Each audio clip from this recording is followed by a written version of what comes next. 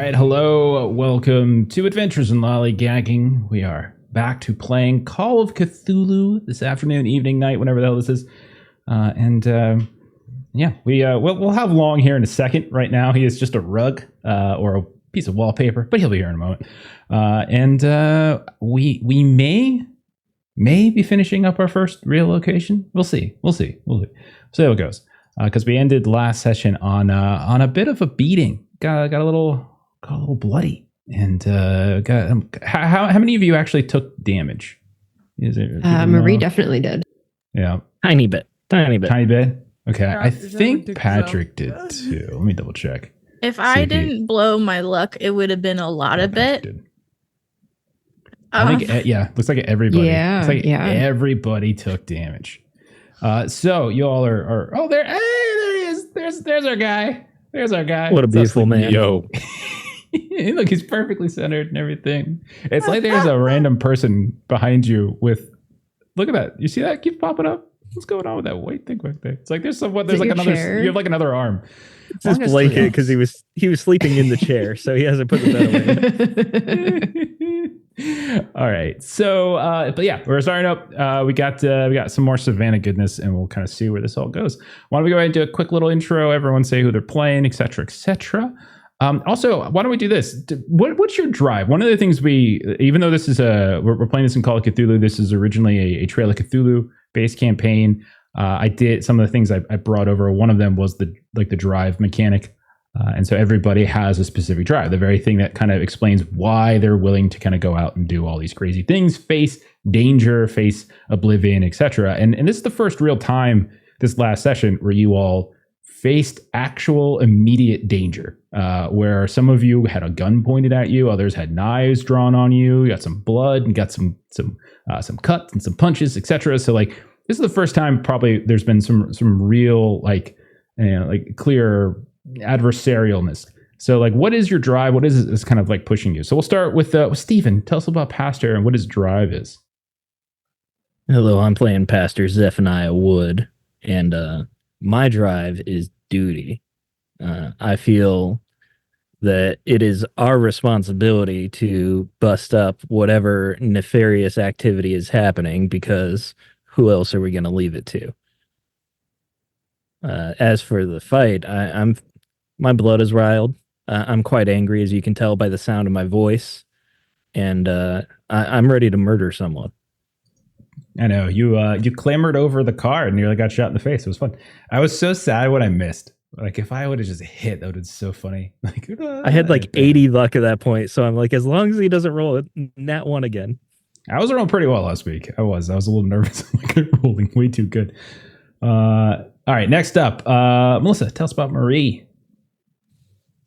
So Marie Wynn, aka Sissy May, aka May.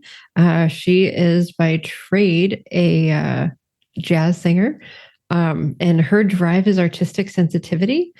So I'm gonna have to think a little bit in terms of sort of what brings her to want to like travel and sort of see different things and experience different things and hear different sounds and all those kinds of things. So that kind of generally is just why she's a traveler and willing to sort of get up and go. Yeah, I mean, artistic sensitivity, like part of it talks about like inspiration. Like you'll do anything or find anything from like sort of extreme situations. And this is a fairly extreme situation. Like you can take inspiration from like beautiful things, but also intense things like that big fight, all the various weird things that you've been seeing. All of that could potentially, maybe can come into like some sort of, your music, your songcraft or whatever it might be. Yep. And also in her background, she was like sort of connected to like mafia kinds of things, so it isn't necessarily the first time that she's sort of seen danger or like violence or anything like that. So you you probably do like various places that have like chicken fences and stuff like that around the stage and everything, and there's some guy maybe named Dalton. What kind of music you play? Both kinds. Just throws people out. Oh god. All right, next up, Shima. So, Mitra, tell us about Shima. Shima Oron is she's majoring Miss Kankiu on a full ride wrestling scholarship for library studies, and she was really excited to be here, and her drive is curiosity, and I think it's pretty straightforward. She's seen all these super weird books at the MU library, and she's seeing beyond just what it means to be reflected in an academic sense. So she's really excited to be like out in the field. Fight the her off a little because she's wrestled and been in scraps, and certainly there's been rivalries, but no one's ever tried to kill anyone else. You just talk a little bit of crap and you hit the other person, you get hit, and that's fine, and then you move on. But no one ever is trying to kill you. So that's very strange. Also, is it supposed to feel so good when you hit back? Because it felt really good when she hit back. feel like Shaima previously was basically doing the first Karate Kid, but after this fight, like it's the second Karate Kid. You know, when there's blood on the line, when this is to the death. God, I love that movie so much. It's ridiculous. Amazing. Eventually, she's just in Mortal Kombat. Like, how did we get here? Yeah. And then she's gonna take that big woman down and honk the horn. Oh, suck it, live or die. It's gonna be so good. You gotta do that. You gotta live or die, man. Die. Wrong answer. Honk. Sorry. Last night was Indiana Jones. Today, apparently, it's Karate Kid. All right. Speaking of Indiana Jones, let's go over to Beverly Key. Ashley, tell us about Beverly. God. Beverly Key, she is our professor, doctor of anthropology. Her drive is scholarship. So she strives to uncover the truth about the world. And she's especially interested in things that people don't want uncovered, because she kind of like a journalistic trait in herself of where she wants to kind of dig out the truth and get to the bottom of things. So that's definitely the fact that she got beat up about this definitely has her interested. She's also terrified. Beverly has never been in a physical altercation before in her life. So having both a gun held to her face and then a man rip her out of the car and then pummel her definitely has her the most scared she's ever been in her life. So I don't know, man. She's got tenure, so it's pretty similar. It might feel that way sometimes, but she's never actually had it. So fair enough. And then finally, Long, tell us about Patrick Price. You wouldn't believe it, but this barber is on a path of revenge. Someone took my best friend from me, Walter Winston. That's true. I'm after them, no matter what. Yeah. Oh, I thought he was going to say it was his dog, and he was going to go John Wick. Oh God, if you went John Wick, are you kidding? Well, never mind. You guys win. Like, you can't beat John Wick. It's a force of nature. Yeah, like we had, like in the beginning, we saw those little hints, like him and Janet Winston had some history and stuff. So yeah. Because Patrick was his barber. That's his friend. so cool. Fantastic. And all of you thought he was something other than that. Tis. All right, let's get started. So last session, you all went and explored the Henslow estate. Douglas Henslow, you got free access thanks to his note that he gave you all after speaking with him at the asylum. Pastor Wood Shaima, you found his room really fast. And you also found an occult book written by Francis Hickering, the name that he kind of name dropped during the interrogation, but didn't really give you any context. And within that book, there's a photograph of the house, and there are a bunch of names in the back. Dr. Key, you elsewhere in the house itself, you discover there's some sort of accounting issues with the Henslow family. They were kind of running out of money. You also, with Shaima's help, discovered that some of those names on that photograph corresponded to some Henslow ancestry, etc. And Marie and Patrick were speaking with Mrs. Virginia Henslow, Douglas's mother, who didn't really know a whole lot. Looks like Douglas kind of spared her some of the gory details. But she was aware of Walter Winston. She does think that somebody like people out west, depraved folk out west, like ruined her son or something like that. But with some of you all kind of finding these different clues, eventually you discover like the secret where Douglas kind of hid his stuff, and that was out in the cemetery. And so you did some calculations, you moved around, you searched, you dug, and inside of this sort of this plot in the cemetery, you found a metal footlocker that had a handful of things that Douglas had piled away, intending for Walter Winston, but because he is now passed, it's now fallen to you all. And it was this sort of rune-covered stone slab, which Shima now has, this notebook that was sort of partially like his ramblings, but also some really disturbing drawings, and a key to a safe deposit box in Los Angeles, in Long Beach. There was, as you mentioned, as I already mentioned, there's like a note to Walter Winston as well, and he kind of referenced like the specific safe deposit box in Long Beach, et cetera, et cetera. Eventually, you all were urged to leave by Carruthers, and you respectfully did so. But as you were leaving, the rain was pouring heavily. You all tried to help out a stranded motorist, and that stranded motorist started stabbing your driver right there in the chest, caused this crazy commotion. A second car came up and essentially smashed into yours. And if it wasn't for Patrick kind of grabbing the wheel and steering, and this is what would have happened if he didn't do it, you guys would have tumbled and rolled down into a swamp. It would have been a whole different situation. So thanks for ruining it, Long. Anyhow, once that crash happened, all these guys, these groups of toughs, and this huge, strong, muscular woman, some Caucasian, some Southeast Asia, hard to tell maybe, but they had tattoos kind of up and down their arms and their necks here and there, and they spoke a very strange language that was very unsettling to hear. It just didn't sound quite right on your ears. You got in a big old fight. Patrick, you eventually took one out. They started to sort of fall back at that point.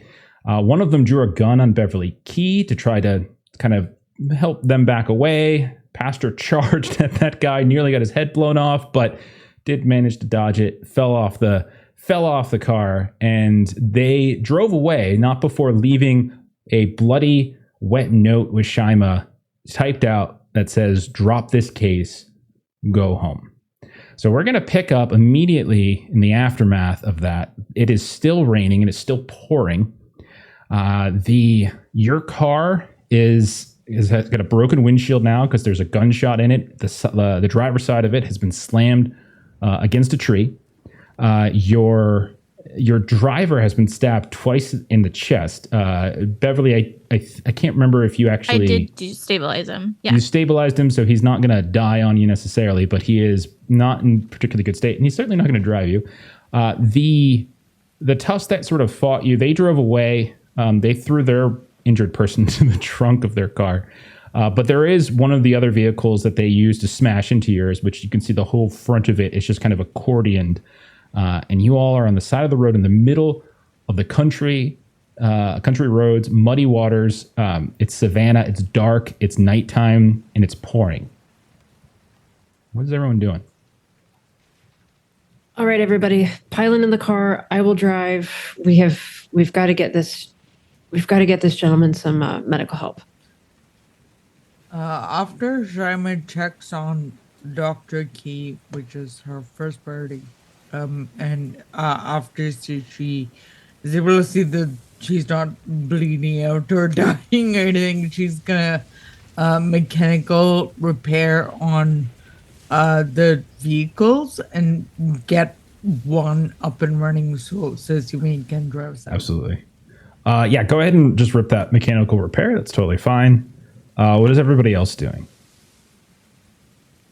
Just standing where I left off under the rain, staring at my razor.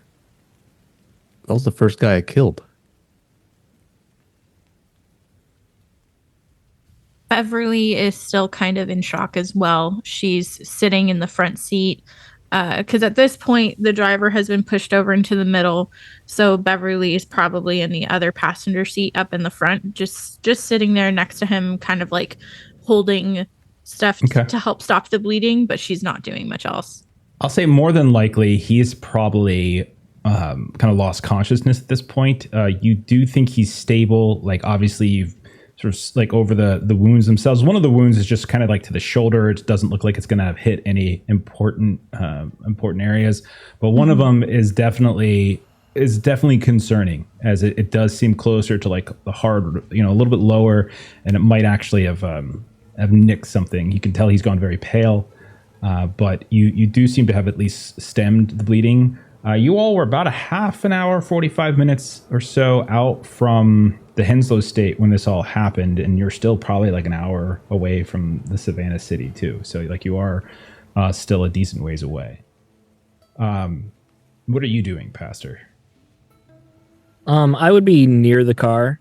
I would also be standing in the rain, though, the rain pouring off the brim of my hat, and I would just be scanning both sides of the road, or both directions of the road, mostly the way they left, making sure no one's coming by. And then once everyone's ready to pile in the car, I'll be ready to as well. But Okay. I don't want to get in until. Yeah. I just want to keep a lookout. Yeah, I mean, you don't see any other cars. Like, there's a little bit of light, obviously, coming from various headlights here and there that are still sort of flickering, and like because again, there's like two sort of semi-damaged cars. Yours is certainly in a slightly better condition than theirs. Like the front is, like I said, accordioned.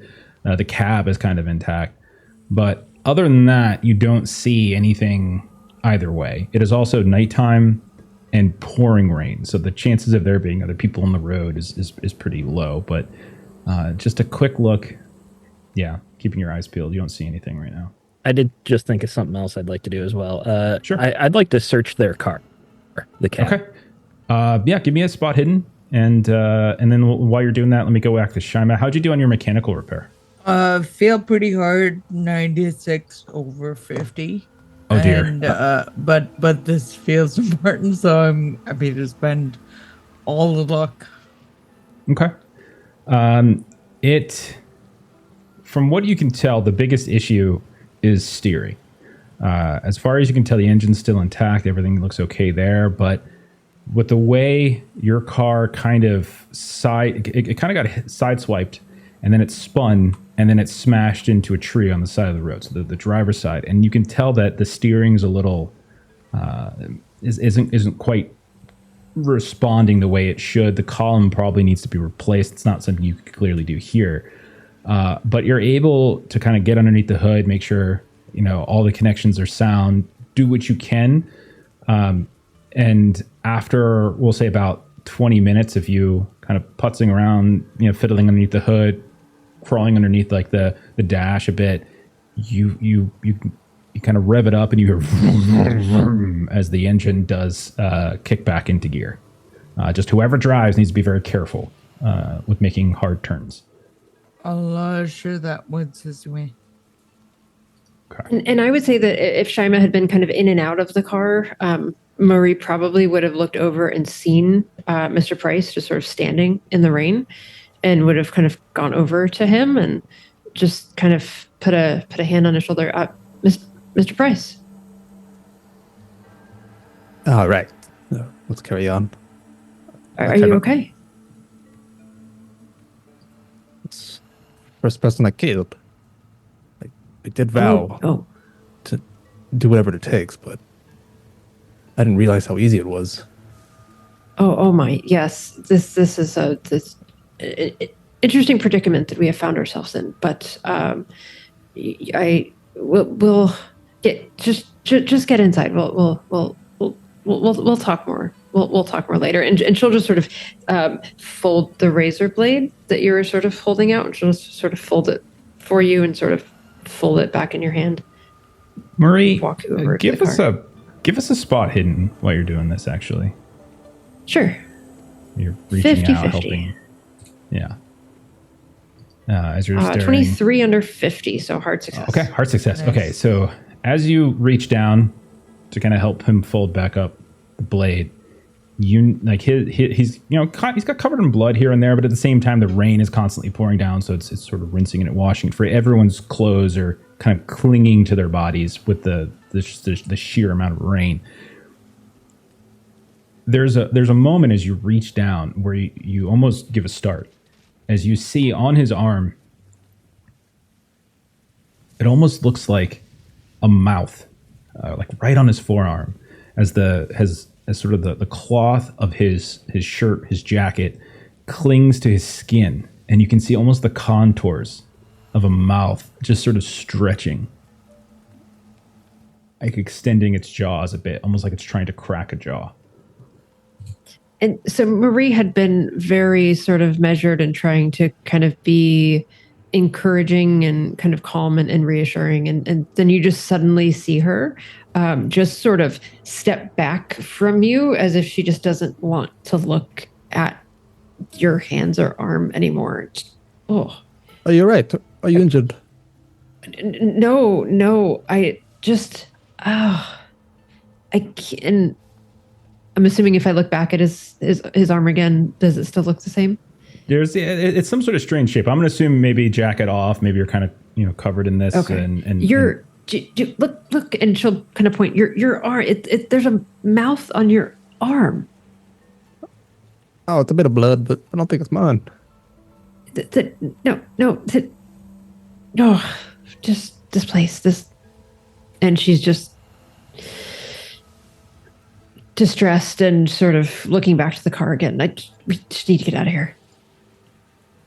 Patrick, when you look down at your arm, your forearm, and you kind of see what she's talking about. There's like this fleck of blood, and it's kind of, again, it's soaked with the water, so it's a little bit drowned out a bit. But one of the things you realize is it's literally that speck of blood, which you're right, it's probably not yours, is right over top of the bite wound that you suffered from the loose patient when you were in Joy Grove. When you kind of peel back your shirt ever so slightly, you can see like the wound of it's still there. It's not moving. It doesn't look like a mouth. It just looks like someone bit you. And it looks a little discolored here and there. Like it's not quite healing as fast as you would have thought it. It almost looks like it's possibly even infected, but it's there. And now that you're looking at it, you do kind of feel the bruise of it, as maybe the little bit of the adrenaline of the fight is starting to wear. And you can feel, it actually does feel like it's hurting just a little bit, like a bruise, like again, like it's bruised, like you touch it and it seems a little tender. I'll cover it with my other hand and just rush back to the car for now. Have Dr. Q look at it later. Okay. So we'll say, Marie, Patrick, you get into the car. Beverly, you're attending to the driver in the car. Shaima has been working on the car, and unfortunately, Pastor Wood has been sort of searching and going through the various, like the other car itself, the car that the thugs who attacked you was driving. So Pastor Wood, if you can hear me, Stephen, how did you do on that roll? I rolled a 68 under 84. Okay. So you can tell as you look around, like there's not a whole lot like in here. You can tell it's probably a rental of some kind. Like it has that sort of feel to it. There's nothing here that suggests any kind of personalization in any particular way. But you, with your success, you do find one thing as you're just looking underneath the seats and looking in between, like here and there on the ground, and there's glass everywhere as the windshields and the doors themselves have all kind of crashed here and there. But you do find one thing. You find a matchbook that the handful of matches have been ripped out of it, but it's to a hotel lounge back in Savannah, literally just Hotel Savannah. And then there's like lounge underneath it, and you see this sort of beautiful little Art Deco kind of artwork over top of it. Other than that, you don't find anything. You do find like keys and things like that too, but you don't find any like equipment or signs of identification. That's literally the only thing other than glass you find. I'll grab it just in case and hand it off, and then pile in the car. And so all of you pile in the car, and it's at this point Shaima comes out, ready to go. So sorry, Jeff. Just for my notes, what was the hotel name again? Hotel Savannah. Thank you. And then someone drives, whoever. May. Okay, Marie, you hop behind the wheel, and we drive back. Now, the drive back is relatively uneventful. You struggle at times, Marie, around certain bends, and you have to really start going very, very slowly. But you are able to eventually get back to the city proper. By the time you get there, the rain has kind of died off, and it's just sort of a light drizzle. It's not really coming down in the way that it did. When you open up the window, or like when you open up the doors to kind of get out, you can kind of feel like this, almost like steam hits you, as it still feels very warm in here, as like the post thunderstorm humidity is starting to ratchet up. You can see that on the ground, like there's rivulets of water that are draining across. You see these sort of old kind of piled up newspapers that are just shifting down there like crumpled boats in a river. And otherwise, it's a fairly quiet night in Savannah. A handful of lights are on here and there. What would we say is, like, we don't have to play every one of these scenes out, but what would we say is like your priority when you get back into the city? I would think that we would see if the hotel can call a doctor for our driver. So I think that would probably be one of the first things we do. Okay. Do that. So I would arm myself. Okay. So if you get back to your own hotel, which is fine, we can do that. You speak with the hotel. I would say that when you ask for a doctor, they will get very suspicious, and they'll be like, what? They're like, of course we can, but like, are you ill? Like they start asking, they get very probing with their questions, like, and then all of you, when you come in, you're still kind of wet. Some of you have blood on your clothes. So when they start raising a concern, like, oh my God, what has happened? Are you all right, madam? Yes, it was a vehicular accident. There's just metal everywhere, and it was just wet roads, and it was just an awful scene, and unfortunately just several bumps and scrapes, and but some medical attention we could really use if you have a doctor. Okay. Do you leave the driver back in the car, or do you bring him in with you? Shama is, I think, strong enough to be able to bring him in. Okay. Marie, then We should have just gone to a hospital and dropped him off. Yeah. It's classic for us, right? Just kick him out the curb. Keep his car. Marie, give us like a fast talk maybe, or a charm, if you're kind of putting that on a bit. Fast talk is 5, charm is 70. So yeah, charm is like flattery though. So if you're flirting with the guy, like if you're talking like, oh, just that's to be so very grateful, would be so, if you're being more flat, if you're flattering him, if you're trying to act like a damsel in distress, maybe charm works. Otherwise, it really is fast talk, kind of. You are kind of like, you're not straight up lying, but you are kind of tweaking the story for sure. Yeah. Okay. All right. I'll take a boost, so I at least have a 15% chance of getting this. Sure. That's not bad. There you go. You can spend some luck. Yeah, so I'll spend the 20 luck to make up the difference. All right, so he'll stop probing and asking too many questions, and ultimately he'll kind of let you. He'll let you kind of move off to the side. He'll find a section of like, not the lobby, but maybe they'll bring you into like a back private room with those who are injured, and they'll get on the phone, and they will call for a doctor, call for some sort of emergency services. Point out the car, like the car is parked right out front, so like you can point to the car and you can see that there's quite a bit of damage to the vehicle. Okay. All right. So as you wait, is there anything? So I know that Pastor Wood went back to his room, grab some weapons, etc. Is anyone else doing anything in particular? Is there any other priorities you're looking to take advantage of? I'm gonna be a bit paranoid heading back to my room. Maybe Okay. these guys already knew about this. Maybe raided the room, see if things changed. Roll spot hidden. 35 spot hidden. Roll 12. Okay. So you were in the nice room upstairs, right? Mhm. I'll tell you this. You do notice that somebody has been in your room. Maybe it was the waits. Maybe it was like the people who work here, hotel clerks or something. Maybe it was somebody cleaning the room. But with such a good roll, a hard success, someone has been in your things. Like you can see like your actual belongings. So you're fairly confident that if it was like hotel concierge service, they shouldn't be going through your personal luggage and belongings. Did they leave something behind, or is something missing?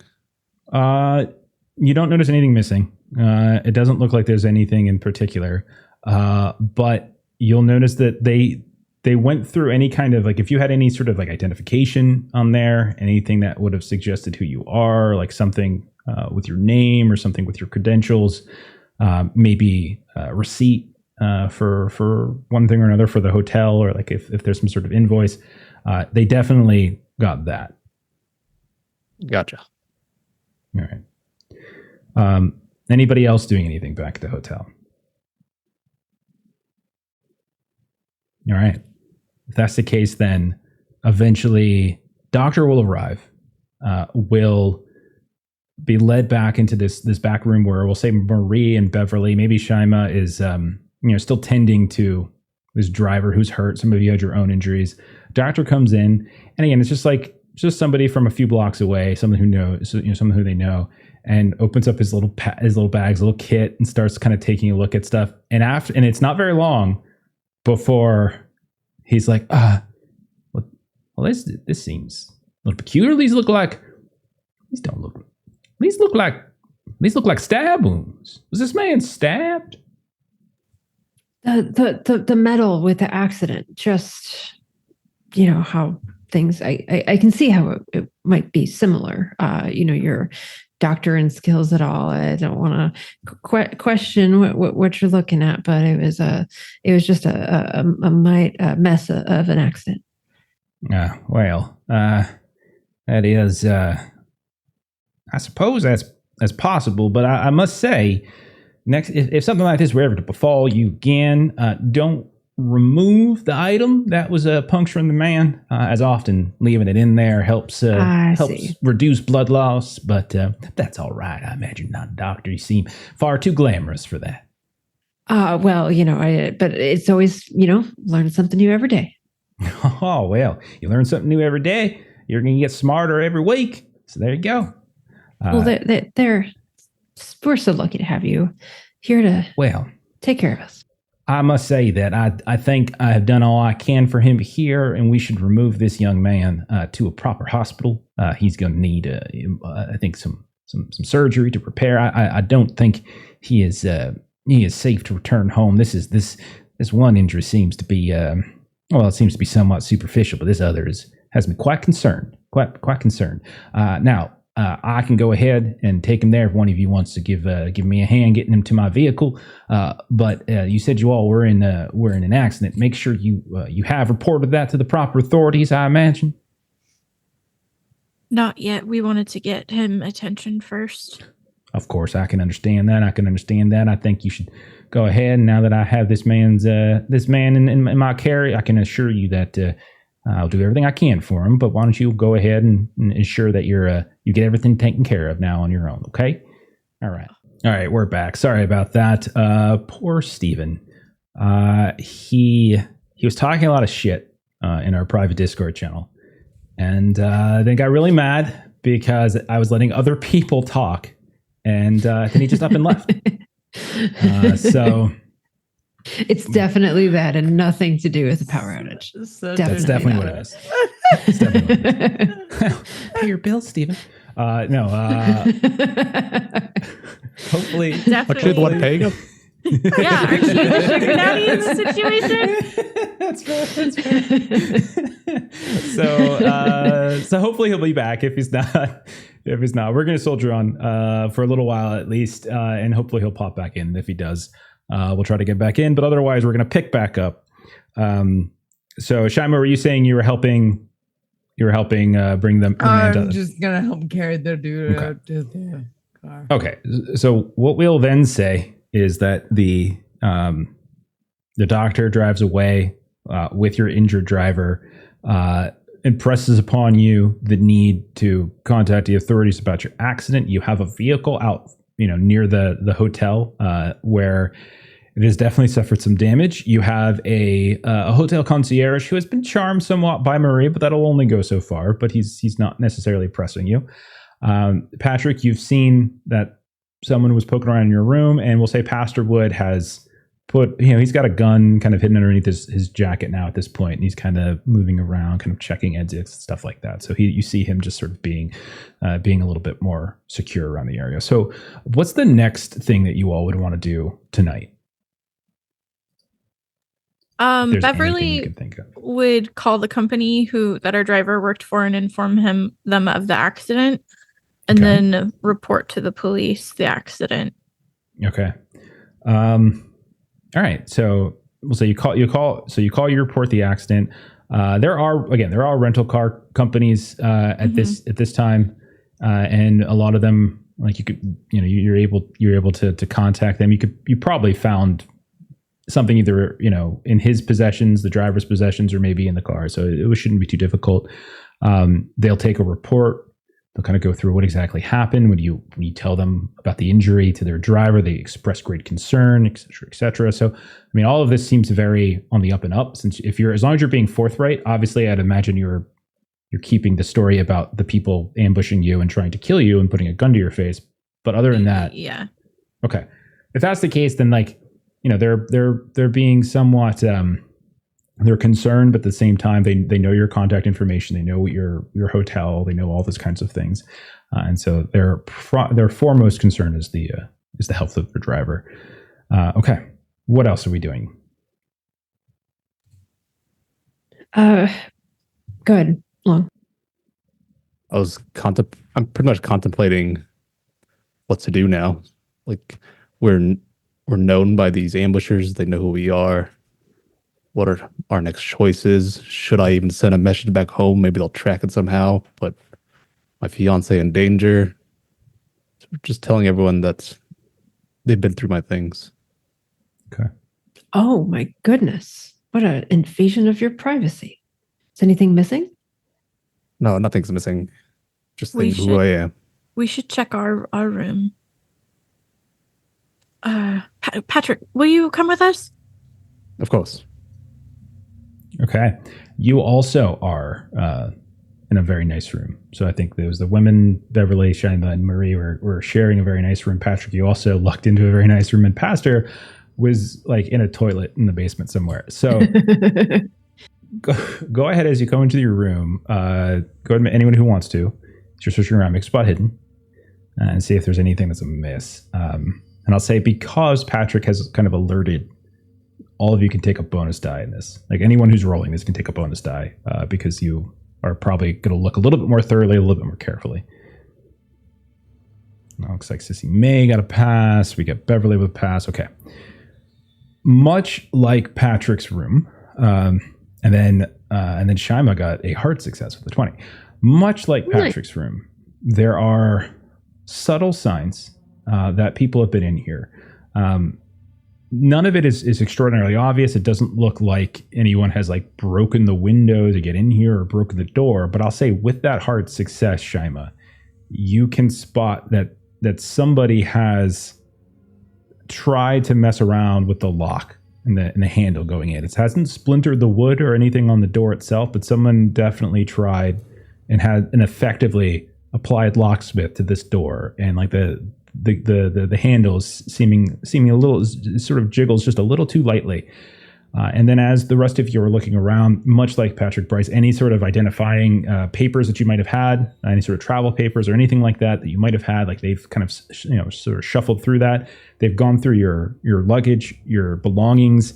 They have put it all back, it seems, but you can tell it hasn't been put back quite right. So they were trying to cover their tracks, but they didn't cover their tracks in a way that suggests they were entirely successful at it. But yeah, all of you can notice now that your rooms, and I even say we can kind of hand wave with Pastor Wood, same deal. They actually tried to get the Pastor Wood's room as well. Oh, Mr. Price, I'm so glad you brought this to our attention. They did the same thing here. This is a conundrum. Do we stay? It's late in the evening. Our pilot, isn't he ready any moment? I believe that they intended to send a message. I believe that message has been received. If they wanted to do us further harm, out there on the road would have been the place to do us further harm. I don't believe, and she's sort of thinking back a bit to kind of, she has a previous partner who was in the mob and knew a bit of those kinds of things going on. So she speaks from a little bit of knowledge in the idea of like sending a message, like you make one contact, you send the message, and then you don't kind of lay and wait for them any further. So she speaks with a little bit of authority in saying like the message has been sent. I do not believe they're going to come back again this evening. I do agree, Mr. Price, though, taking some time to sit and talk through what we've learned and what our next steps should be would be very wise. It will take a night. And don't forget, I'll say, I know Stephen would remind you all, but like Pastor Wood at this point might kind of hold up the matchbook as well. Now, you guys were on the road for a little while after the accident. Then you drove extremely slowly out of your way back. So it's been several hours. Like it's pushing fairly late in the night. So it's probably at this point like 11 o'clock at night, so to speak. It's not quite midnight, but it's a little bit before that. So it took you a lot longer to get back than we probably completely played out. But he does hold up. You know, he'll let you know that when you were searching that this is essentially all he found. There's nothing written in it. There's no like numbers in it or anything like that. It's just for the Hotel Savannah. That's literally all there is. And the only other thing is like you guys heard some voices, you saw some faces, you saw some tattoos, stuff like that. Like there's otherwise, but there's nothing that they left in your rooms. They left behind in your room. So you're welcome to do anything with that what you want. You can stay here if you want. You can try to contact Frank Kearns. Who's out at the you believe he's out either at the airport, maybe at a motel near the airport, something like that. I don't think we've really contacted him since you left him. If possible, I'll try to get a hold of him. Tell him we're ready in the morning. Okay. We'll say you call the airport and you're able to contact somebody. There's probably like there people working there overnight.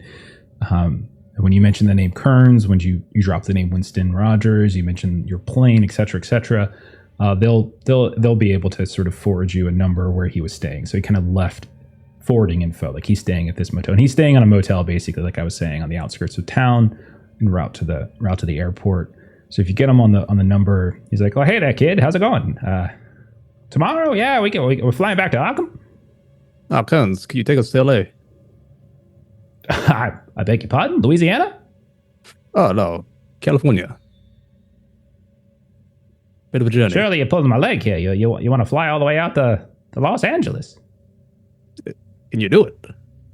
Well, sure, I can do it, but I kind of would like to know a little bit about why, and I'm pretty sure Miss Winston Rogers would probably want to know a little bit about why, too. It's where the case is taking us. Is it now? What is it out in old Los Angeles that you're looking for? I believe it was a lockbox at a bank. Mm-hmm. Yeah, you got it right. Yeah. Look how excited Lon just kept for getting it right.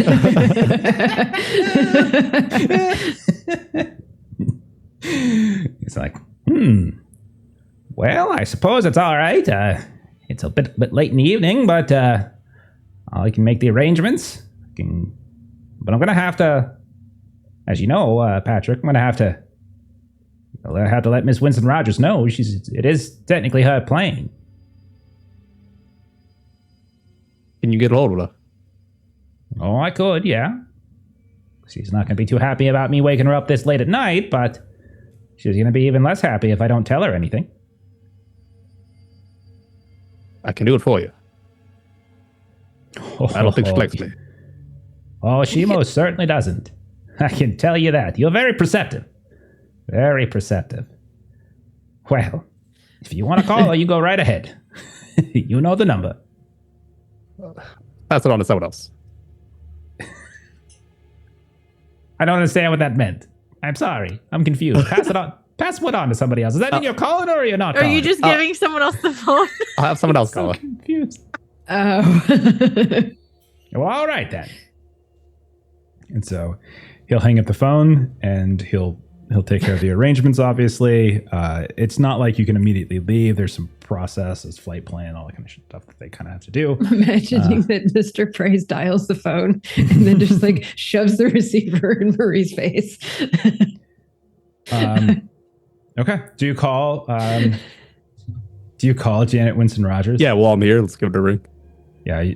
Eventually, like someone in the house will answer, like a servant, and eventually it'll come through. And whoever's on the phone, who's on the phone? Who's going to do the talking? Marie, it's for you. Oh, yes. Hello.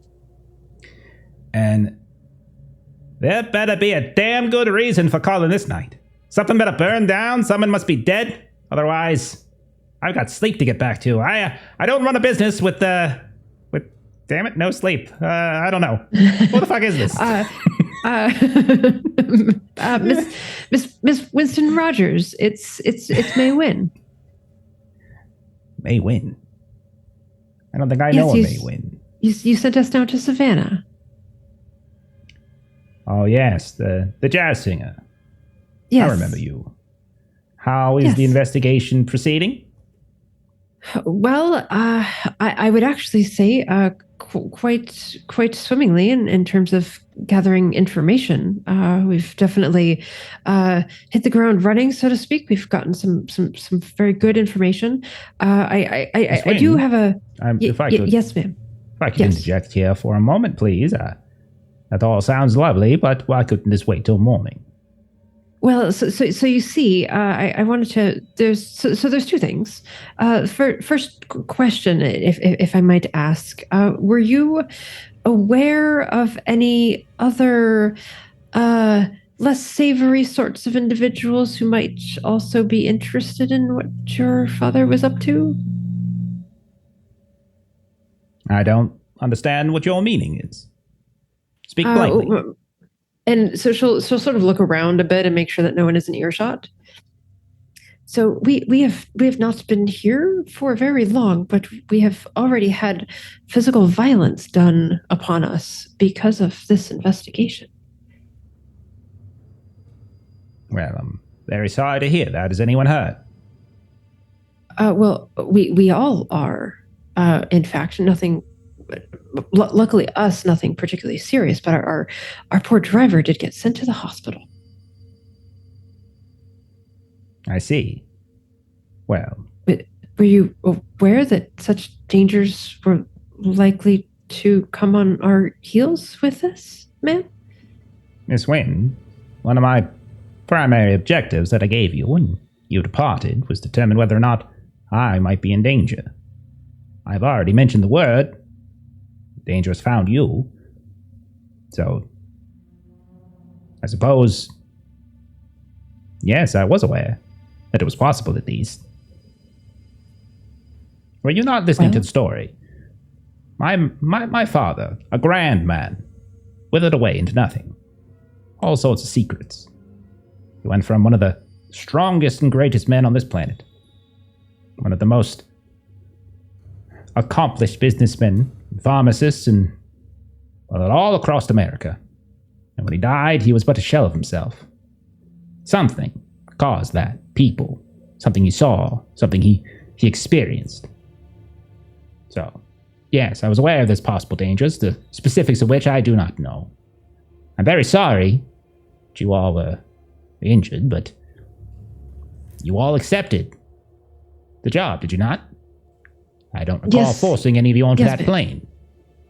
No, ma'am. No, ma'am. I suppose I thought if we were going to hit danger, it might be a little bit farther along into the investigation. This was quite early on to be attempted to be warned off, but your point stands. So are you frequently engaging in such investigations that you have such wonderful experience to know the specific cadence with which danger should find you? No. So you see, and this brings me to my second point.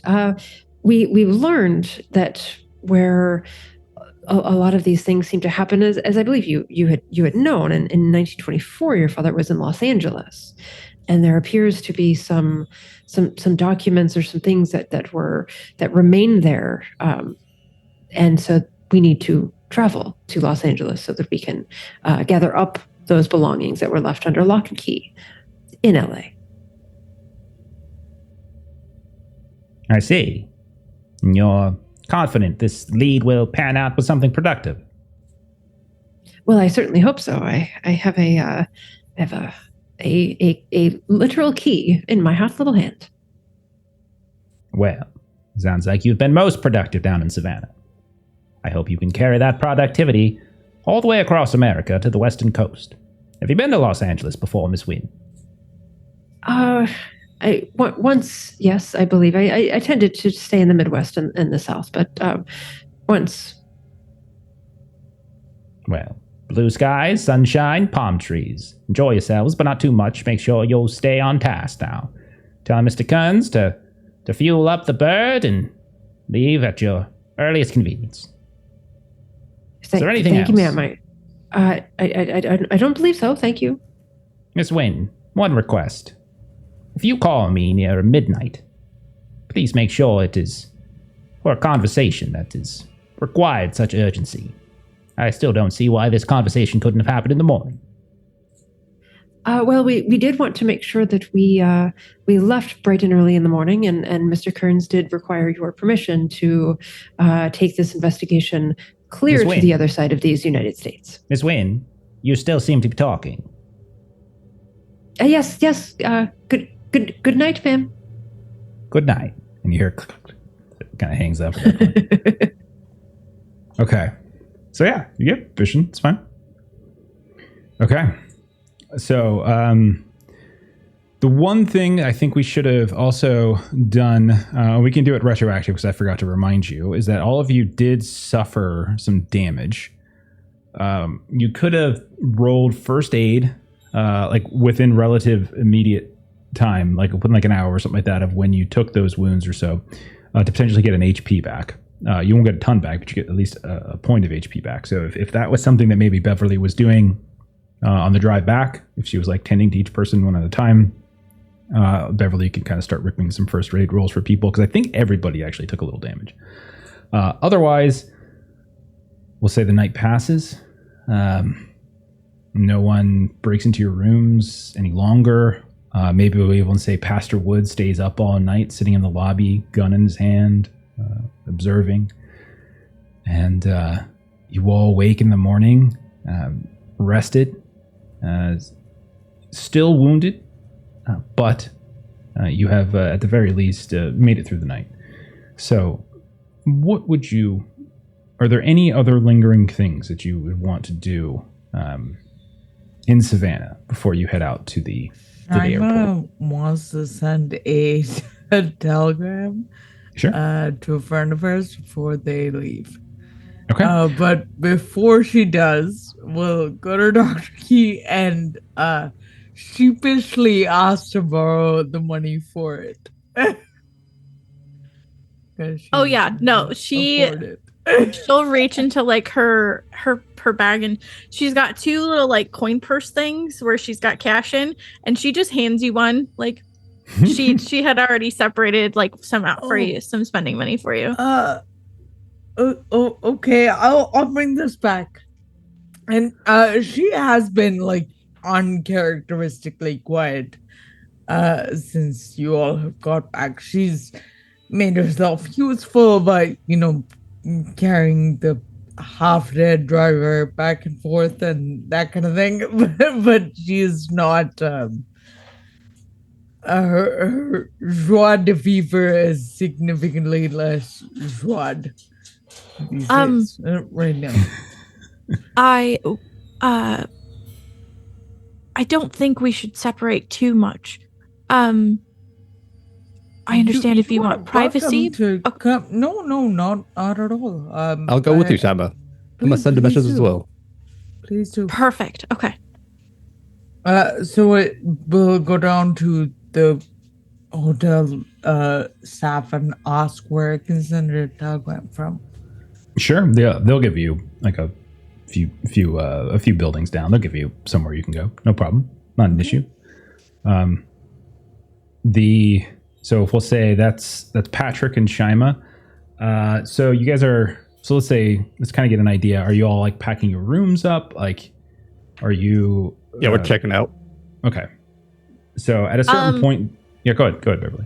Beverly would make sure to check in with like the case, because if there's like an active police case going on, would that be a conflict if we just leave?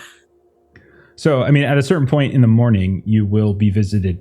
One of you will be visited as a police officer. Will stop by to take your statement about what exactly happened. And who would be essentially answering those questions? Who would be the person who they would talk to? Probably Miss Sissy very May. Specifically not there. when the cops show up. Okay. And then I punched her, and then she punched me back, and then the shot went up. So cool! Oh my god. I picture Beverly's got a pretty nasty like shiner from getting punched, so she's not gonna be there. Okay. Marie, then is it left to you once more? It would appear that I have been left to do the talking. Okay. So I was gonna actually make the case for you doing charm earlier, because I feel like Sissy May is smart enough to know how to play that element of men and maybe women as well, but definitely men. She comes across as someone who's like quite smart about that showmanship. Yeah, I would. And I'm not sure that's how I exactly. Yeah, not how I RP'd that particular conversation, but the next one, that will be the way that it will go. Yeah, I mean, it all really depends upon like what your intentions are. Like, if your intentions are literally to lie and like bullshit your way through it, that's fast talk. But if you're trying to just be like, oh. You know, if you're actually trying to convince somebody by talking about was this so dangerous? I was so scared and everything, and like you just don't answer questions, then yeah, that's probably charm. Okay, so they're basically just answering. They're asking you pretty basic questions, or what exactly happened? Like, was there a second vehicle? Did you is it just those types of questions? Like So how much of the story, again, we don't have to play out the whole conversation, but how much of the story do you say? Do you talk about how there was another vehicle that hit you? Do you say you just, hydroplaned off the road and smashed into a tree? Like what exactly is the tale that Marie tells? Definitely the latter. It was raining. You recall the just terrible rainstorm that there was yesterday, and it was just the flooding on the road was just and our driver suggested that maybe we just wait a little bit, and being out of towners, we just didn't respect the southern rainstorm, I suppose. Yeah. Okay. All right. He certainly, as you drop the whole out of town, Northerners, I suppose you all have snow to contend with, but you're probably not quite aware just how wet things get dip down here in Savannah. Driving in swampland can be quite difficult, muddy, etc. Were you doing the driving, ma'am? No, we had a hold on. Sorry, I just thought about how I want to answer that question. Mm-hmm. I would not be lying to say that I did do some driving, so Sure. I will say Okay. Yes, and again, as you just said, Northerners coming down, not knowing what to do down here is probably unwise. Okay.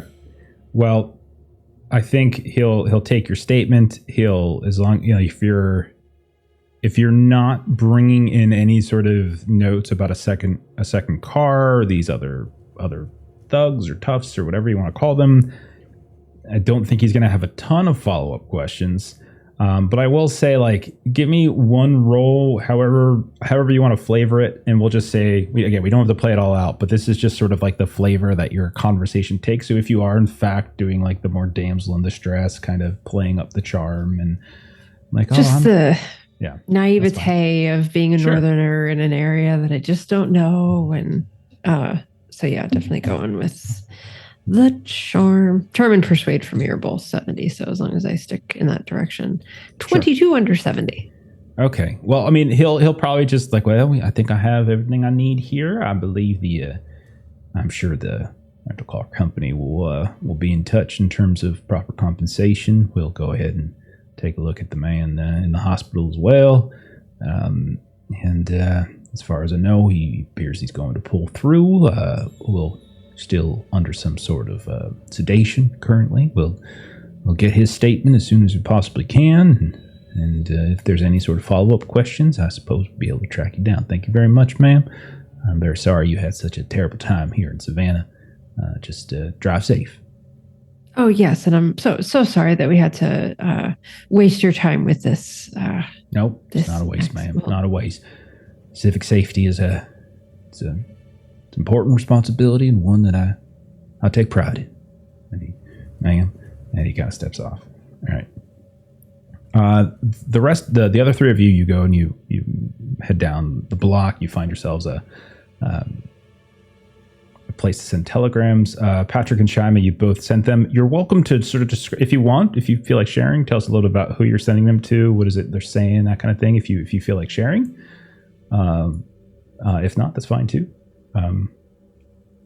Shima is sending it to her best friend, Charlie Douglas. He is a black man who works as a waiter at a hotel local in near the university, and they grew up together. So she sends him a telegram saying, and I'll put this in the Discord so you guys have it. Doing some field work outside Massachusetts with anthropology professor outside of scholarship funds. Don't know how long. Don't tell my parents. and that's the telegram. And so you say that it's kind of go through it, sending it. Fantastic. And Patrick, who are you sending it to? And what is I'm it sending a message to Anna. Okay. Work has sent me to LA. Can you believe it? I'll send a postcard. Delightful. Absolutely delightful. Okay. So you send that along, and Beverly, do you have to contact anybody? Depending on how long we were given time off work, she wouldn't contact her work associates unless she needed to. So I'll say that we're still covered at this point. So she just sends one to her dad. Her father is Dr. Charles Key. He's a surgeon, though, a different type of doctor. And she sends a very girly, "Hi, Daddy.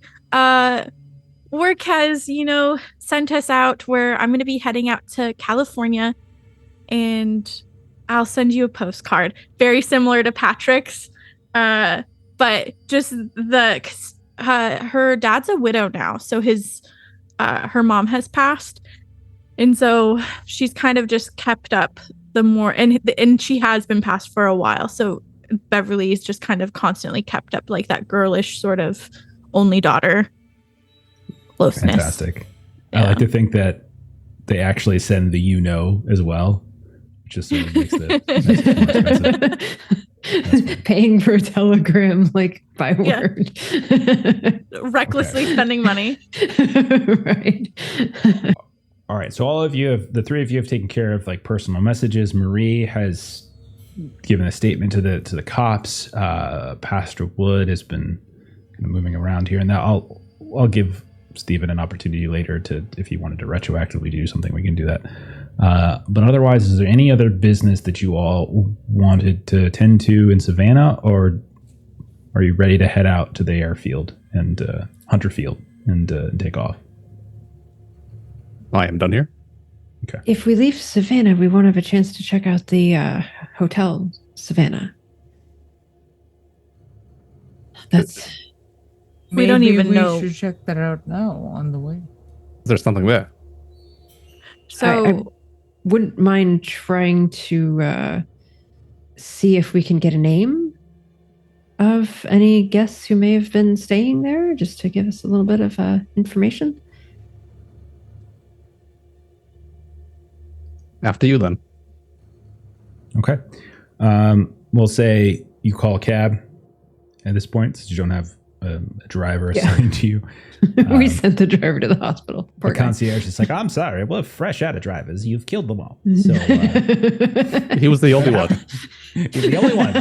You're going to have to roller skate the rest of your time here. Sorry. You get your driver, your taxi. They'll take you over to Hotel Savannah, which is not far away, strangely enough. It's just a handful of blocks away. But it's not as nice as where you've been staying, but it's perfectly fine. I think most of you would probably feel comfortable here. And yeah, you head inside. You can see that pretty standard hotel lobby. You can see that there's bellhops and such that are ready to go. There's concierge service, and you can see there's a little lounge off to the side where people seem to be having very nice breakfast, like a little cafe, that kind of thing. And what do you want to do? So Marie will go up to the desk area. Well, hello there, darling. Can I do something for you? Are you checking in this evening or this morning? Beg your pardon. Yes. So this is gonna just a little bit embarrassing. Just hoping that you could do a lady a favor. And so Marie is going to launch into this sort of like missed connections sort of story of I like love it. being out in Savannah yesterday evening and having a drink with a very lovely gentleman, and she'll have the like matchbook. And you know how sometimes you just don't quite work up the courage until after the fact. And gosh, if I could just get and she'll see if she can like get the name of like an individual. You mentioned Thing. like working up the courage, and his eyes kind of drift past you, and you see him looking at like a waitress over in the cafe. Well, I know exactly what you mean, man. However, I'm afraid I'm going to need more to go on, I think, than just a matchbook. We have plenty of those. Is there something you could tell me about this gentleman caller of yours? Yes. In fact, and perhaps this detail hopefully would perhaps set him apart a little bit from other guests that you might have, and so she'll kind of go into a description of kind of the tattoos. You can see his face gets kind of less kind and more confused and a little alarmed. I suppose the heart wants what the heart wants, of course, but I'm afraid he is he was part of a party of about I believe it was 5, perhaps 6 gentlemen, 1 woman, of course, and rest assured I did not sense that there was any amorous feelings between the young woman and the man, of course. However, they did not provide a particular name of any sorts, and well, it's most peculiar, madam. I'm just going to be frank with you, as I believe you have been frank with me. They did not speak at all. They were perfectly fine patrons of the hotel. Of course, they left the room in fine condition, and they would pay their bills studiously. But they have already left. They checked out very early this morning, and they communicated entirely through written note. Many of us believe them to be, from another country, I believe. Oh, how and she's nonplussed, like, oh, how intriguing.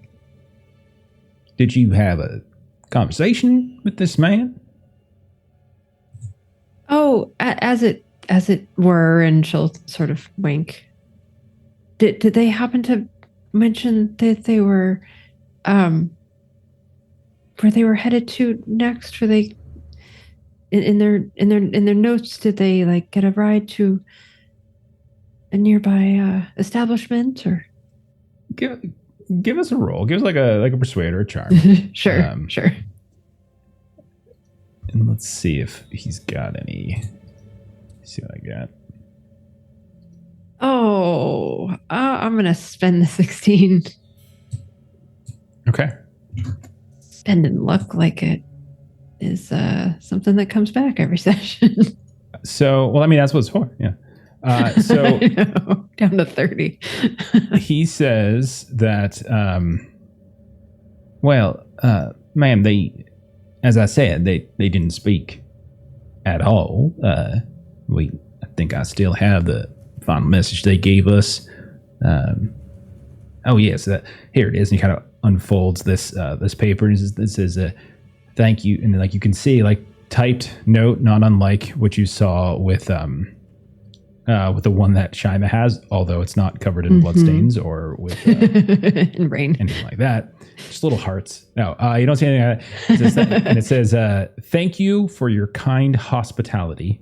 We will be checking out in the morning. Please have our baggage sent to the Savannah airport ASAP. I'm afraid that's about all I can offer in terms of assistance.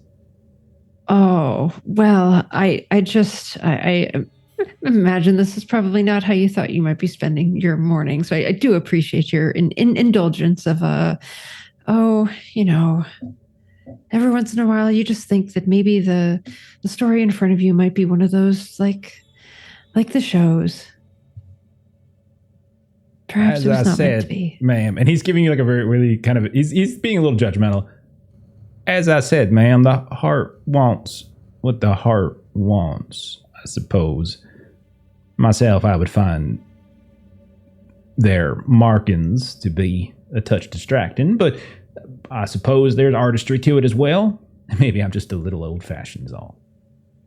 Well, there is, there's always things for us to learn about the world around us, isn't there just?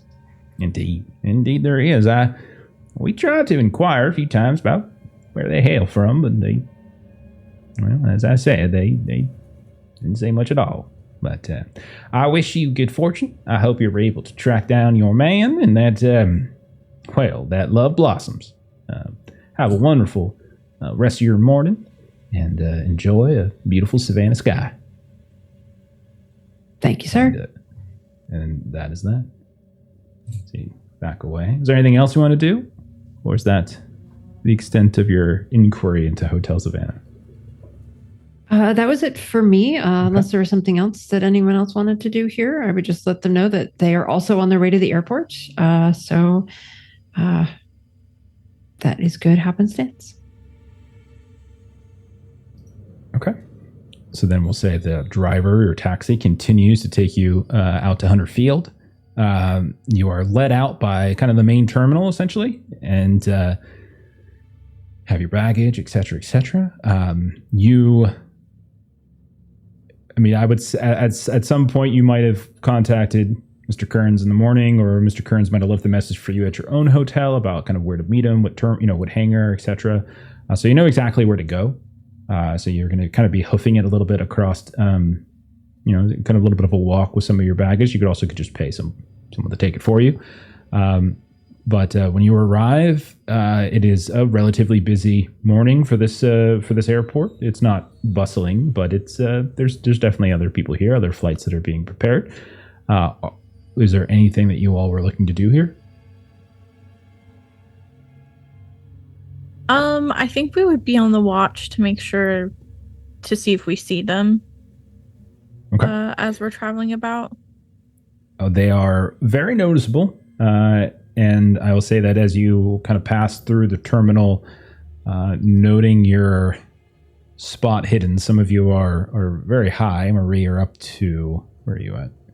Marie, you're at 50. Yeah, Shimon's 75. crazy. Yeah, Shime, and then Wood's 75, and Shime is 70. So really high. Yeah, I would say, safe to say, no roll necessary. You do not see them. They could be extremely well disguised, but there was nothing to suggest that in the voice of the concierge over at the hotel, as they were referencing their facial tattoos and such. So you don't see them around. Now, you all did a handful of things in the morning. You all went and sent some telegrams. You spoke with the cops. You went over to Hotel Savannah. So you arrived at the airport much later in the morning. It's almost lunchtime essentially for you all, whereas for them, they were kind of they pressed with the concierge that they were leaving very early. So it's possible they've already left. You do know that there's different ways people fly out here and there. There's like charter flights, et cetera, et cetera. There's various booths and businesses around. You're welcome to sort of inquire around if you wanted to speak with some of these various airlines and things, but you don't see anything on your own. Like, you don't see anything visually.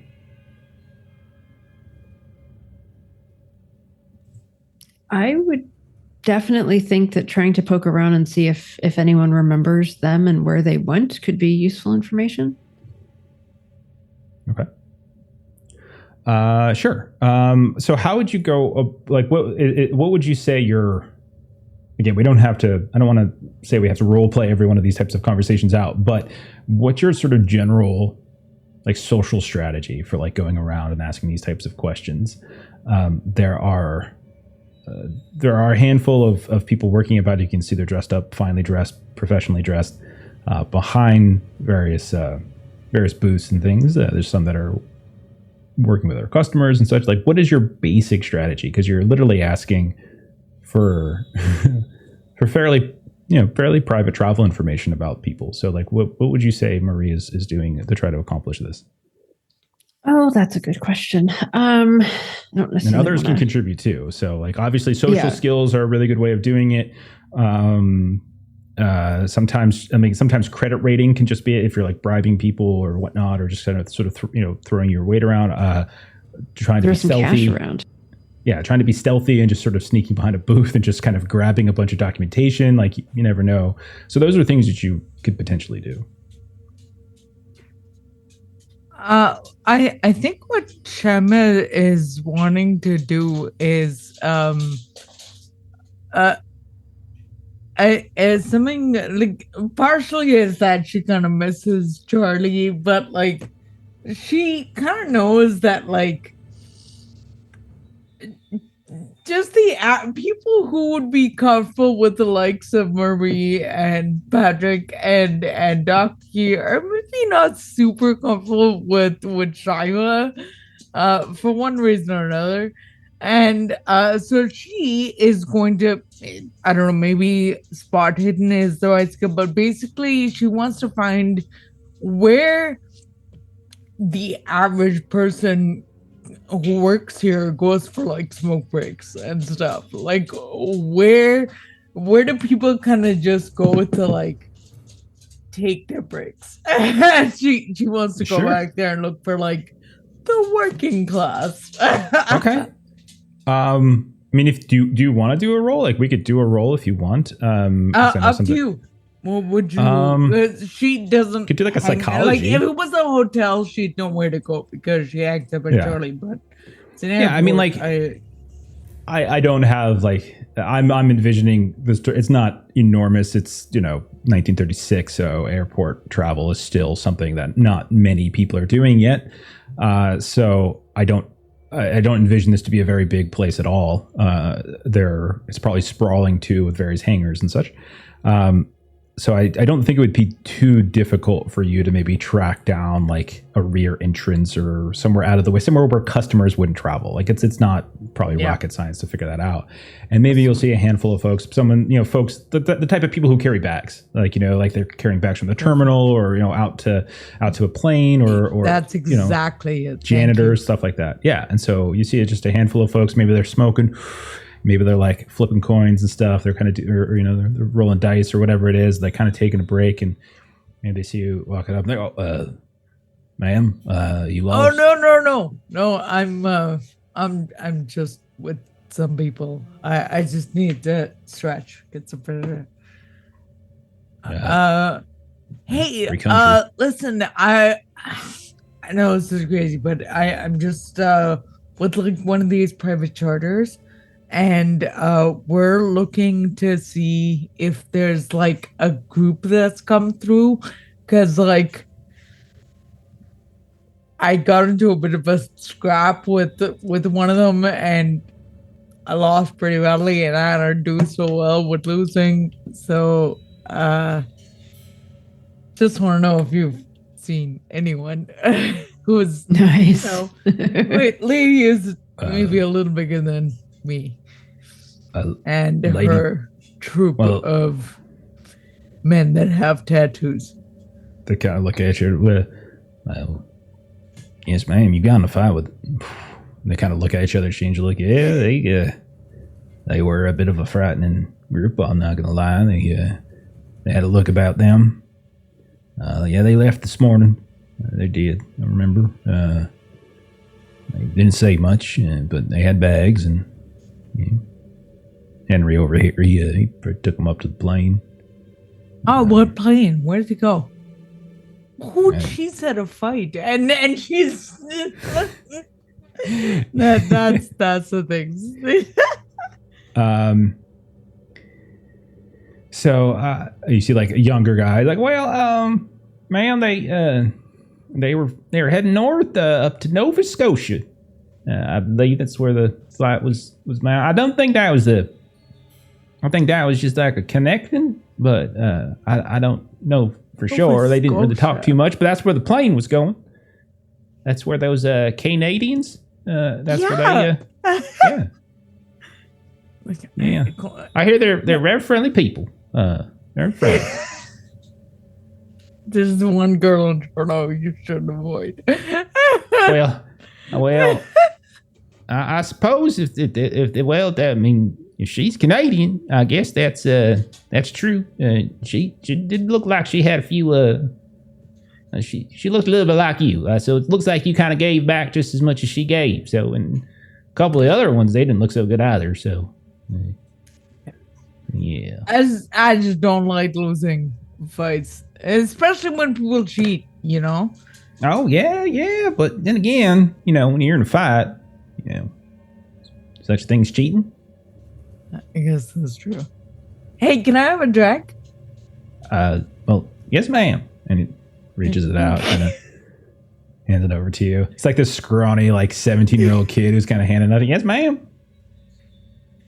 She'll just happily kind of take the smoke and then just make small talk until the smoke is mostly done.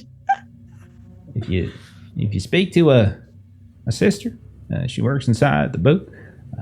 Big old blonde hair, kind of wrapped around. She got that beautiful blue scarf on, like sky blue, just like that. She might be able to tell you more. Stephanie. Stephanie. Yeah. Okay. Yeah. She might be able to tell you more. Just go ahead and tell her Phil sent you. He's Phil. Henry, she won't listen to me. Like, them two are getting hitched, so they'll listen to her a lot more than she listen to her younger brother. Yeah, thank you very much. Thank you very much obliged. Yeah. I am one of the people on this private charter is a singer, and I think she knows people who can do weddings really well. Yeah. Like on the discount, because we're helping you out. You gotta help us out. I think so. All right. No idea.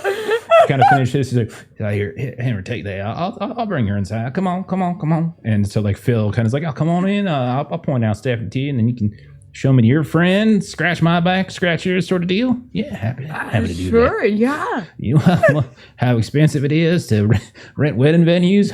Oh my goodness! If I would have known it was going to be this expensive, I might not have proposed. Cassie goes over there. Oh, I'm just kidding. Don't go telling her that. And he kind of opens the door. No. Oh, hey, have you thought about high school auditoriums? They're very cheap for events and for venues, because the wrestling team I'm on, we don't have any money, but they rent out high school auditoriums. Well, you know what? That's a really good idea. I didn't expect to get so many ideas about wedding venues and entertainment this morning, but yeah, here we are. What a crazy world it is. Oh, well, here she is. Oh, hello, darling. And the guy comes over and it's like, who are you talking to? And like, oh, this is my new friend. She's helping us out with the Shima. And Shima rolls up her sleeves.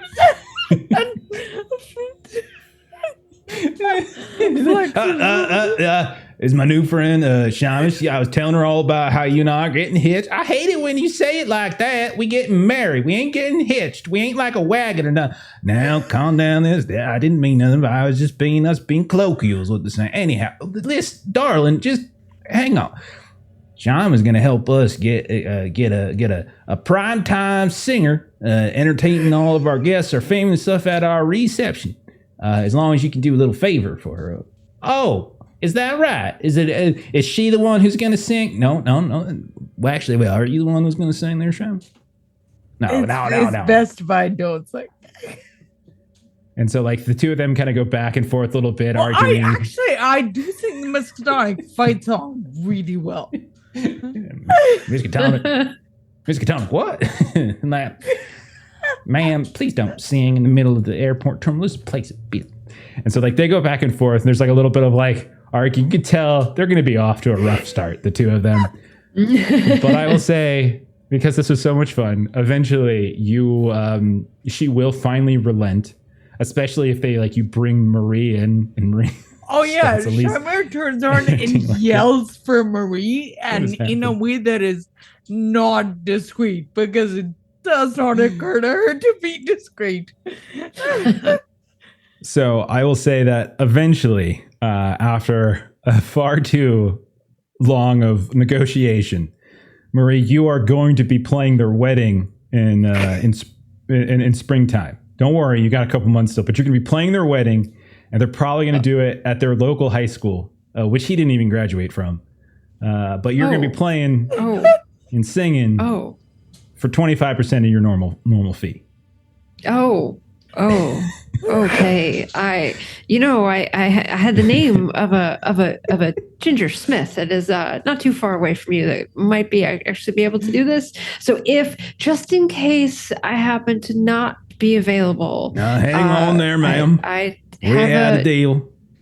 Same discount. Same discount. I'll work it out with Miss Ginger. Well, I suppose one singer's as good as another's all I know. Y'all do like gospels and spirituals and whatnot, right? Oh well. Lord bless it and take thee. It's Miss Ginger sure does. You don't do none of that that newfangled jazz and such. That we don't want nothing like that. That kind of note. I'm just kidding with you. Won't dress like that. Of course, y'all. We know y'all. Eventually, Stephanie will, with a little bit of an attitude, hand over some some details. She'll kind of look up and she'll kind of go through this and that.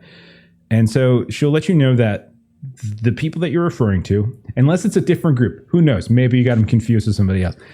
They were booked for a flight through Nova Scotia to Ireland, and then had advanced tickets from Imperial Airways to fly through to Bangkok. And all of those travel arrangements apparently were booked in advance for them. They didn't pay for anything. They didn't sort of show any ID or anything like that. They didn't have to worry about that. It apparently was booked. And you finally get a name for the first time. Daniel Lohman, apparently a Bangkok resident.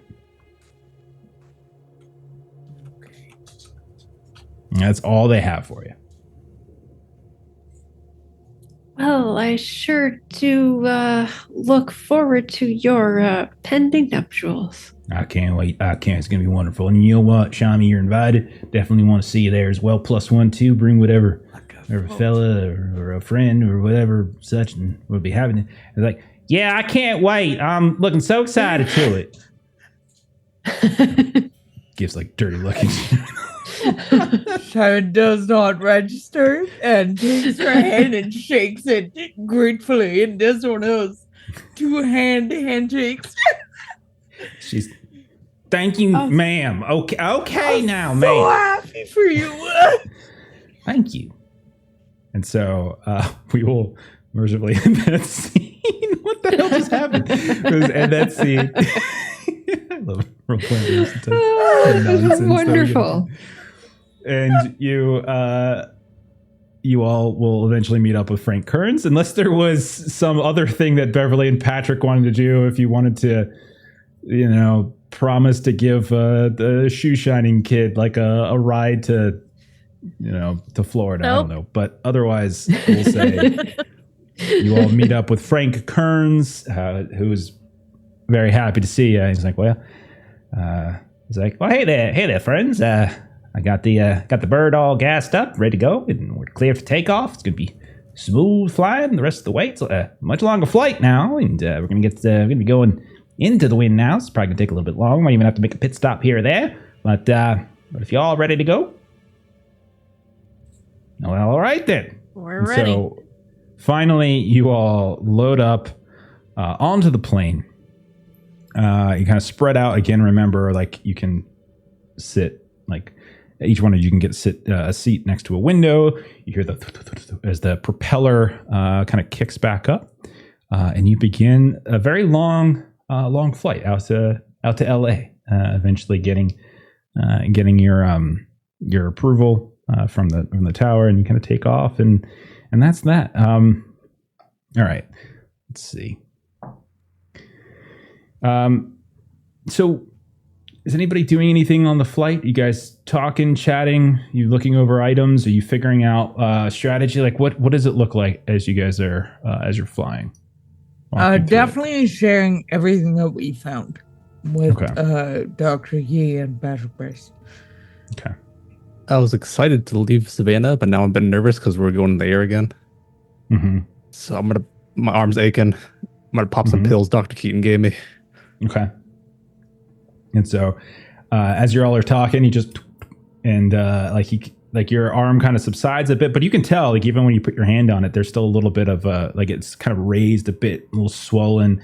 It's healing, but extremely slow, a little discolored. Beverly, if you've looked at any point, like it's healing, but surprisingly slowly. It's almost like a dog bite, like as opposed to like a human bite. Like the saliva has kind of gotten into the wound. There's a bit of an infection.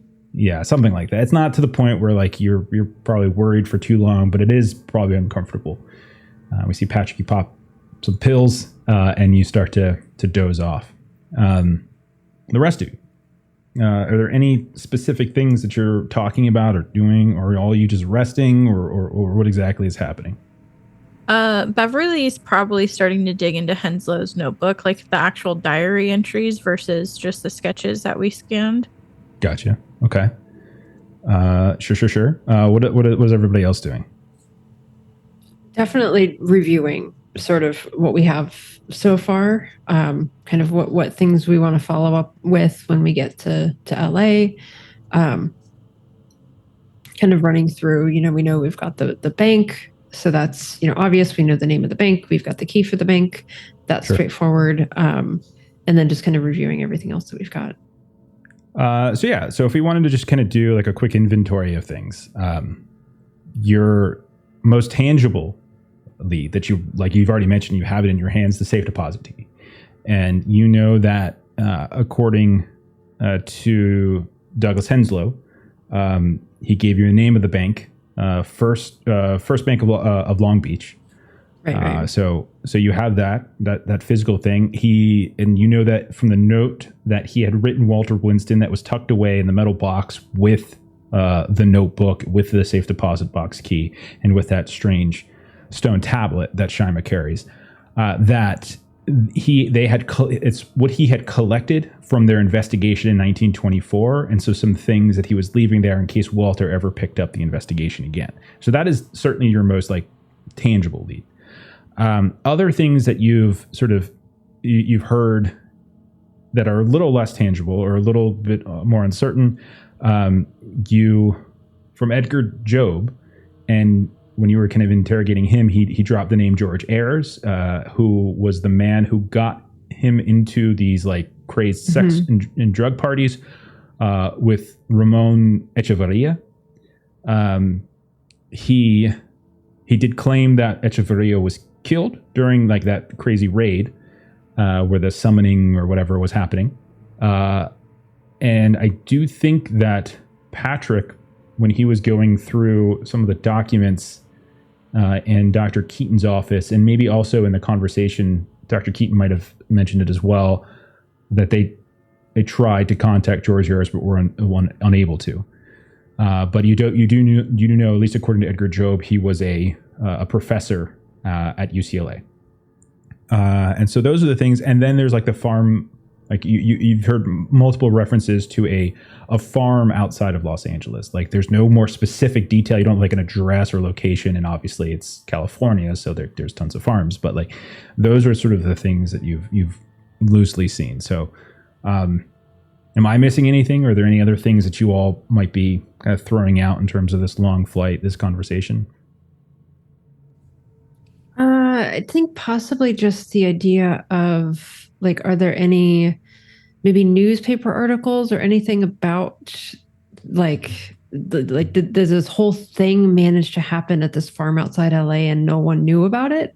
Or was there some story about something that happened, some mysterious gathering, or kind of anything like that? Just seeing if there was any sort of paper trail about this thing that happened. And sort of tangentially to that, multiple locations, because the thing that's really, and is part of our curiosity drive, is Shima wants to see his library more than pretty much anything else. So wants to understand if that is at the farmhouse, or to Marie's point, is there more than one location that the library might be?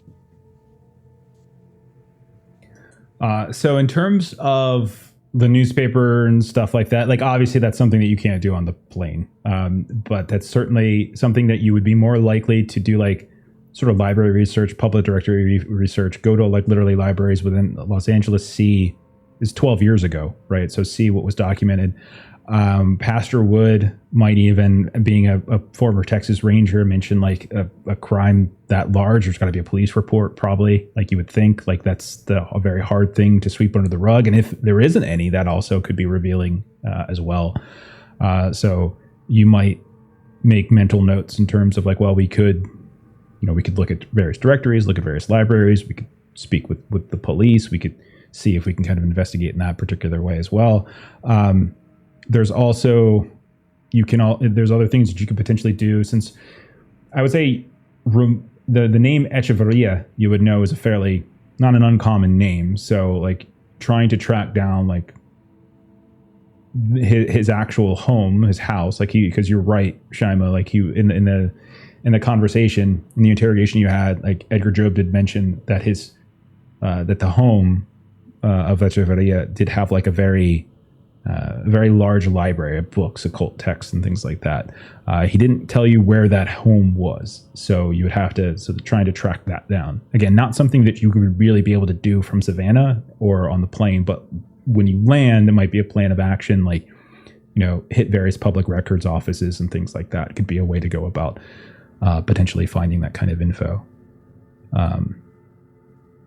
Anything else So that maybe you can on think the of? plane then is letting folks know that that's what I'd like to do and getting their weigh in on how we might be able to do that. Like rather than actually doing it on the plane. Okay. Take a look at the Henslow drawings. Sort Sure. of like just a cursory glance, looking at that, looking back at my arm. Not staring too long as the pictures are kind of disturbing. So yeah, you're going back and forth. Like, we'll say then you're sitting across the aisle from Dr. Key, who has been going, you said you're reading the notebook, which is very much a text you can read. And then interspersed through it, you can definitely tell that there are various images and such. Now, I'll say from the images themselves, like, they're extremely disturbing. We've already done the sanity test and everything, but there are mouths every which way. There's tentacles. There's like crude drawings of people being like impaled, people being eaten, people like almost orgiastically kind of running towards like fire and mouths and things like that. It's just all manner of lunacy. And like the images get progressively more disturbing. One of the first images you even see in the book is like a very, very decent drawing of what you imagine are the 1924 investigators, like Catherine Clark, Walter Winston, and you would even probably recognize Walter Winston, Patrick, as you were a friend of his.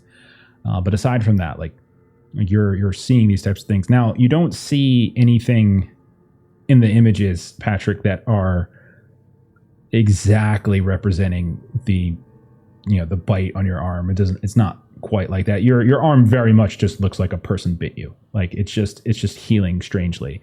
So it's not like this bizarre looking thing. And like what Marie claimed to have seen when the blood was kind of swirling around it in the rain, that's not visible or anything like that anymore. But a lot of them depicts like people getting their heads, like literally getting their heads like bitten off by mouths left and right. And like there is that large, and the most dominant figure is this multi-limbed headless form, arms and tentacles and dripping mouths every which way. And so Ashley, you are then specifically reading, right? You said you're going to go ahead and read through this. Mm-hmm. Okay. So by and large, I think I've sort of went over the details, but you see it's essentially the sketch. And in addition to the sketches, it's just his memories of the investigation, which begin relatively coherently. And mostly what you're gleaning from it is that they were tracking, like they were literally tracking drugs like across the country. Like it doesn't mention exactly how they picked up on the trail of that. But somehow they had stumbled across like people who were kind of like, heroin or some other type of drug. It's not referenced specifically. Like there's guesses over what it might be. Heroin's mentioned a few times. And that through kind of interrogation of some folks that they found, and sort of pressed along the way, that kind of led them to a dealer, which led them to another group of people, which led them to a dealer, which led them to another group of people, and like these little pockets here and there. And then eventually is what kind of sort of settled them. And they seem to think to some degree that like there was the network was kind of pointing back to like a nexus in LA at the time. After that point, it gets weird and indiscernible and inscrutable to a point where it just seems like this mad shorthand, like it's a stream of consciousness, like he's just jumping about time and space. Like it just doesn't even really make sense anymore. Like you see him referencing very affectionately towards Catherine Clark. You probably would get the sense that he might have had a little bit of a crush on her, but then it'll shift back and he'll talk about his mother, and then maybe might talk about the death of his father, and then it shifts into Walter Winston, who he might have seen as like a father figure, and like it all kind of moves around, and then vaguely weaving into this is this what you would probably be able to discern as a doctor. I know you're an anthropologist, but your father's a doctor. An unwell mind is really beginning to emerge the further and further and further you go. And about halfway through, it's just nothing even really makes sense anymore. And you just see names and references and weird sketches that vaguely resemble maybe like a rune or a symbol that maybe Shaima might recognize. But then when she looks at it more closely, it's not quite right. And everything just feels like a person grasping at straws in like every way. And what you can do is you get to actually improve your Cthulhu mythos. I forget. I don't have the number here. I forget. I didn't write that down in my notes because I'm a dummy. But I think you're going to get like +1 to Cthulhu mythos, which also means your sanity will go down. But you can increase that stat. So rather than everybody else who has 0, you'll actually. Nice. Wow. Dr. Okay. Key's learning the Jeff, scary I'm stuff. so sorry. What is the time period of the when was it written? So 1924 was the year where everything went to shit. And it certainly seemed like there's no dates or specifically on it, but you'd be able to intuit it's likely, probably is around that year and maybe sometime shortly thereafter or just before he left LA. Like you would be able to track because from speaking with Douglas when he left LA. So you kind of know when it probably ended, and he hasn't been back there because he's been institutionalized on and off. So it's definitely the last entry would have been 24. Might have started 22, 21, something like that. And so there might be a little bit longer there. Okay. Would I glean anything extra from like searching with cryptography? With like the beginning half of it when he's kind of more. Yeah, this doesn't look encoded to you. Okay. It doesn't look like he has like effectively put hidden messages into this in any way. And so I would say with your expertise, for a certainty, like there's no hidden. Okay. Yeah. Like he's not trying to do anything. Okay. So at a certain point, like as you're kind of going through all your various documents, your clues, flipping through the notebook, making like a to-do list of things that you want to do. I'm going to assume that everyone at some point probably takes advantage of the fact that you're on a flight. It's a relatively bumpy flight, but it's probably not altogether terrible. I mean, it's privately chartered for yourselves. There's any sort of snacks or drinks or whatever you brought on your own. Patrick, the pills kick in, and you sort of drift off as like you're kind of staring down at the pictures a little bit, and eventually your eyes kind of get heavy, and then Beverly, your eyes start to bother you a little bit as you're just reading so much, and like there's not a whole lot of light after a certain point. And Marie and Shaima, as you're talking over and making plans here and there, eventually you see like everyone kind of one by one starts sort of falling asleep. I'm going to turn to Patrick. So, Patrick, as your eyes kind of open up, and you hear the sounds of footsteps. You're not entirely sure when you started walking, but you are, and you can hear the echo of like kind of the wooden soles of your shoes against the linoleum tile effectively.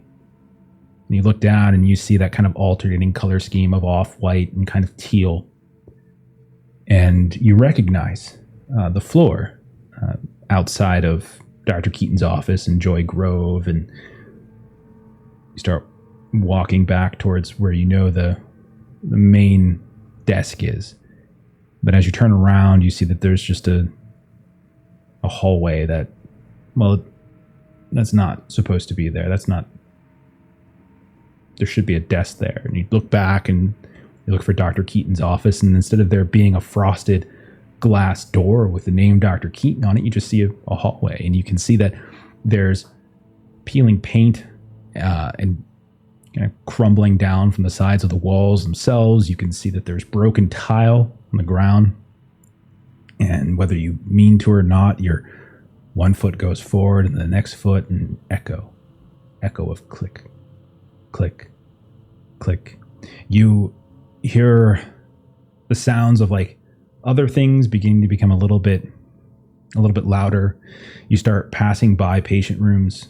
You can see through some of those windows and the doors into the rooms themselves. And you're not even sure exactly where the light's coming from, whether it's like a window in their room to the outside, or whether it's an overhead bulb somewhere recessed in the ceiling. But you notice that when you peek through one of these doors, there is a patient. They've got the garb on that you were very familiar with. The first patient you see is the very man who bit you. And he isn't chasing after you. He isn't trying to tackle you. He's just sort of calmly staring at you. He's sitting in his bed, and you're looking through the window, and you see him, and he's staring right back up at the window itself, except he doesn't have any eyes. He's got these mouths where his eyeballs should be, sunken into the sockets itself, and you can see that they're kind of forming words. It's muted a bit by the glass, and you can kind of hear them trying to say something. Are they trying to warn you? Are they pleading with you? Or are they just calling from you? It's really not entirely clear. And then those mouths like start to cry out even louder, and suddenly that muted nature of the sound begins to fade. You're no longer being drowned out by the click of your heels as you're just standing still. And you recognize one of those words. It's your name. You just hear Patrick. You hear it over and over and over. Patrick. You see it coming out of his actual mouth. You see it coming out of his eyes. You see it coming out of the other eye. You hear it from behind. You turn around. You look through another window into another patient room. And you see sitting there Douglas Henslow. You only briefly saw. You weren't sitting in on the conversation. But there's the man. You saw his painting, his photo on the wall, the Henslow estate. And he's looking down, but as he looks up, you see right where his eyes should be, these little mouths with these rugged, gnarled teeth. Patrick, over and over. And then you start hearing it echo down the hall, and you can see that the lights of one by one start to open like in the library stacks, as if someone's passing by, and each one of those lights is into another patient room, and you start hearing the loudness of the echo of your name over and over and over and over, and finally you wake up. You're in the plane, you're sweating. Patrick. You